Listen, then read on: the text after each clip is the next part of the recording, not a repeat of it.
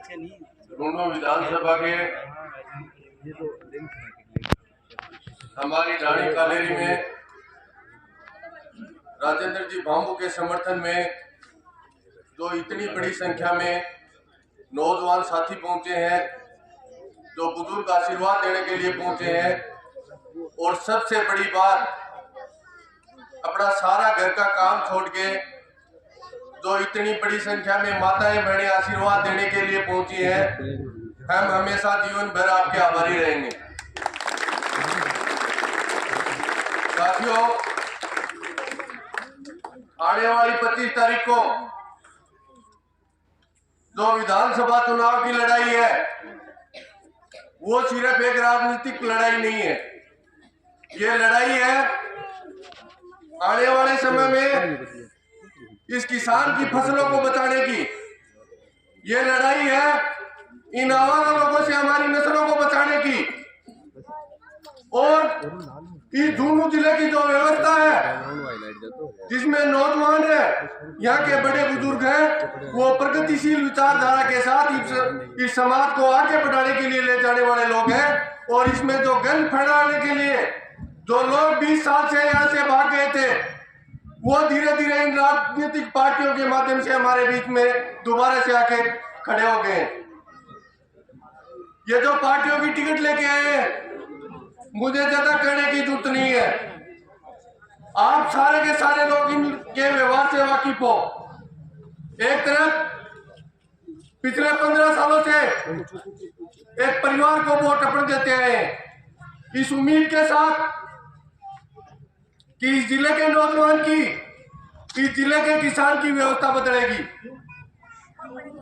और इन 15 सालों में हुआ ये कि इन्होंने गांव के माध्यम से एक एक मुनीम छोड़ दिए। या तो अपना काम करवाना तो उनसे मिलो, पहले उनके दान दक्षिणा करो, और उसके बाद भी कोई जरूरी नहीं है अपना काम हो पाएगा या नहीं। पिछले 5 साल से गांव गरीब के जब भी सेवा का मौका मिला है, जब भी आपके दुख दर्द की बात आई है, राजेंद्र जी आपके बीच में खड़े रहे। अगर ऐसी बात है, अगर इन बातों में सच्चाई है, तो अपना जमीन मार के वोट मत देना। एक बार अपनी आत्मा से सोचना कि कौन लोग हैं जो आपके बीच में खड़े रहेंगे। अरे इन विधानसभा प्रत्याशियों में से आकलन करके देखना, अपने गरीब बच्चों के लिए लड़ने वाले लोग कौन है और इनको लूटने वाले लोग कौन है।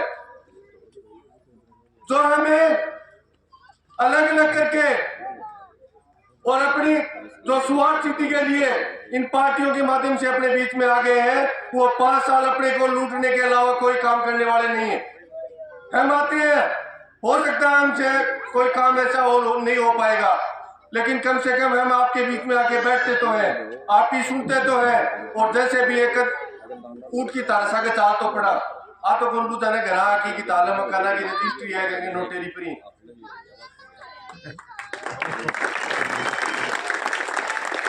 तो ये सारी की सारी व्यवस्था है।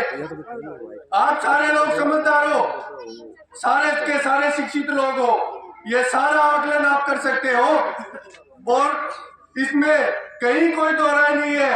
अगर राजेंद्र जी यहाँ से चुन के विधानसभा में जाते हैं तो अगले 5 साल की व्यवस्था अलग होगी, अपने बच्चों का भविष्य अलग होगा, यहाँ के किसान का भविष्य अलग होगा। ये नहीं होगा कि लूटने खसोटने के लिए माध्यम बिचौलिए तैयार हो जाएंगे।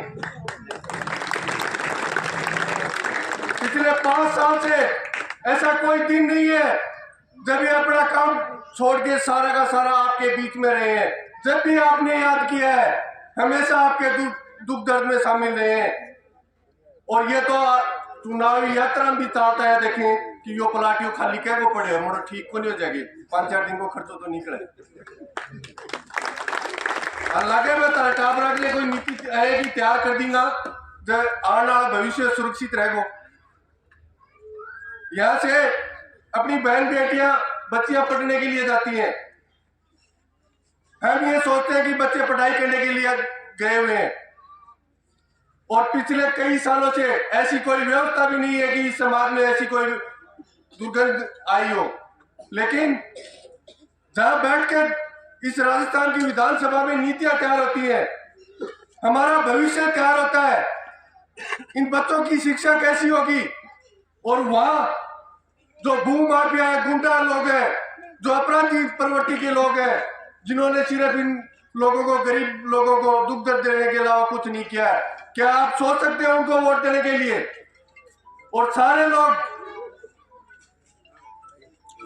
आप पिछले 5 साल में देख चुके हो कि दोनों ही पार्टियों में एक को आपने चुन के भेजा, उसकी स्वार्थ सिद्धि नहीं हुई तो वो जाके मानेसर बैठ गए उसी गहलोत सरकार को गिराने के लिए। और दूसरा, जिसको टिकट नहीं मिली तो कल तक वो बोलता था कि ये बीजेपी की टिकट कितने रुपए में बिकी है। तो आप में से ये सवाल कोई नहीं करने वाला? आप नहीं कर सकते क्या कि आप बताओ, अब आप किस स्तर पे लेके आए हो? आपके पास क्या मापदंड है? कौन सी लड़ाई लड़ी है आपने जो बीजेपी ने आपको टिकट दी है?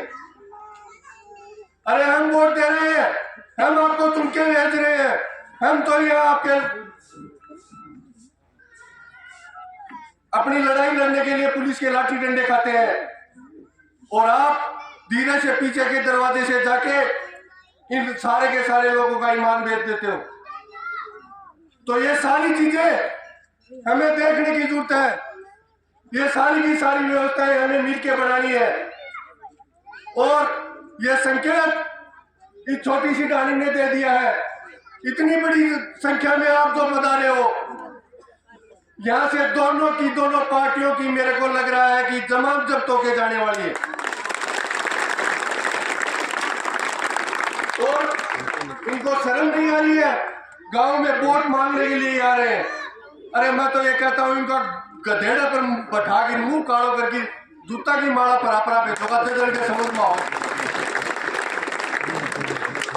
आप मजबूती के साथ इस समाज की, इस झुंझुनू जिले की एक नई व्यवस्था तैयार करिए।